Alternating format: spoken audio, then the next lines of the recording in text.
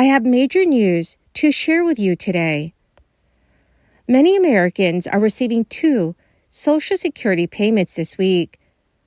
Also, a large number of lawmakers are discussing ways to further assist low-income households financially. My dear friends, please make sure that you watch until the end of this video.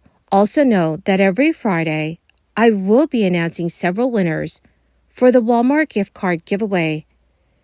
If you would like to enter these weekly giveaway, friends, please make sure that you click and like several of my videos and then comment below the keyword of each video that you watch. The more videos that you comment on, friends, the greater your chances of winning these giveaways.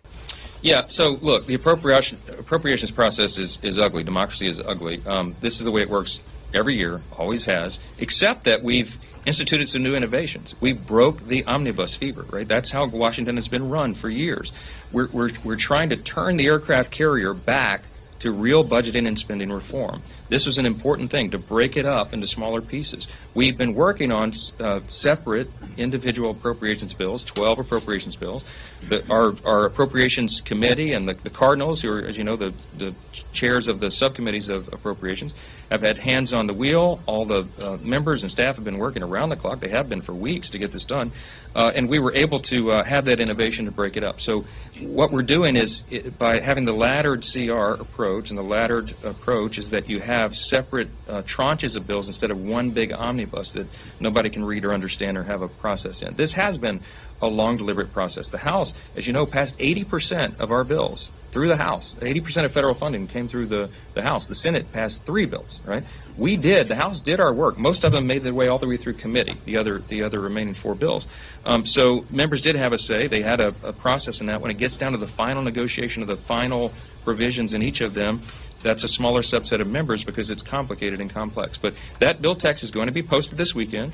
All of our members will have 72 hours to review it. That's our commitment. That's our rule. We're respecting it. And that's the only reason we need the process CR, to allow us time to do that. If I did it the way, I don't know, Speaker Pelosi did, we just drop that bill and vote on it within hours, right? We're not going to do that. We want members to be able to have their review and their say and to see all of that. It's been a long road to get here. This is a bipartisan agreement in the end, but it sticks to the numbers, the agreement on spending. It does not go above that.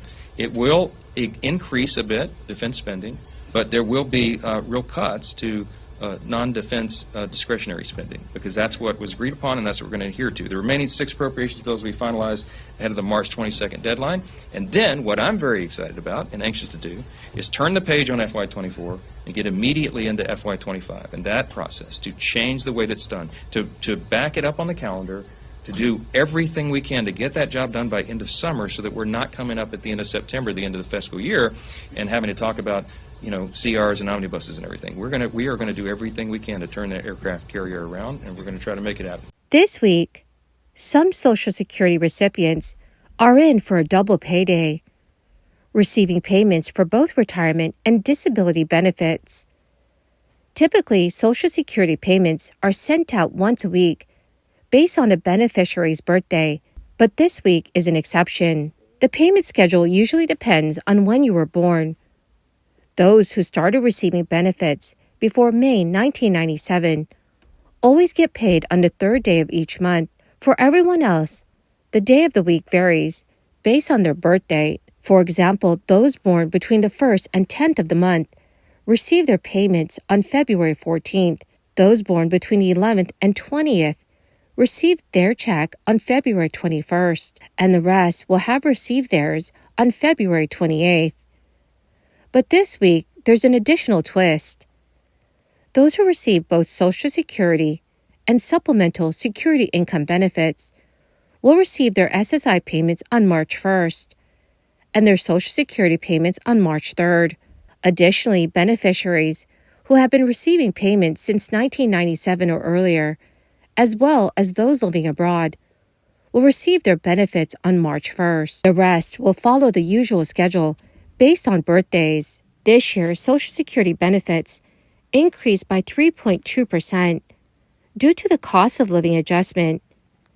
The highest earning beneficiaries can expect up to $4,873 per month if they retired at age 70, while the average monthly benefit is around $3,822. Those who retired at age 62 will receive $2,710 per month. But despite the increase, many seniors feel that this year's COLA is not enough, especially compared to the 8.7% increase in 2023. Critics argue that the COLA calculation should better reflect seniors' housing and healthcare costs. The big concern about the adequacy of the COLA is compounded by the recent trend of inflation. Inflation has been a significant concern, with prices rising rapidly across various sectors, especially in housing and healthcare. This has eroded the purchasing power of Social Security benefits for millions of retirees, making it challenging to cover essential expenses. So, dear friends, what are your thoughts on this? Please let me know what your thoughts are in the comments section below. According to Yahoo News, amid high prices, rising interest rates, and ongoing recession fears, 3 out of 5 Americans are extremely worried about their financial future.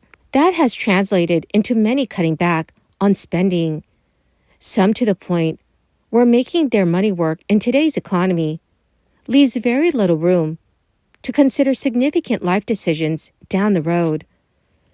A recent report provides a broad overview of the financial concerns on people's minds and how those concerns are translating into actions. For example, 67% of respondents report cutting back on their spending in recent months, while 45% reported delaying life plans and making some tough financial choices.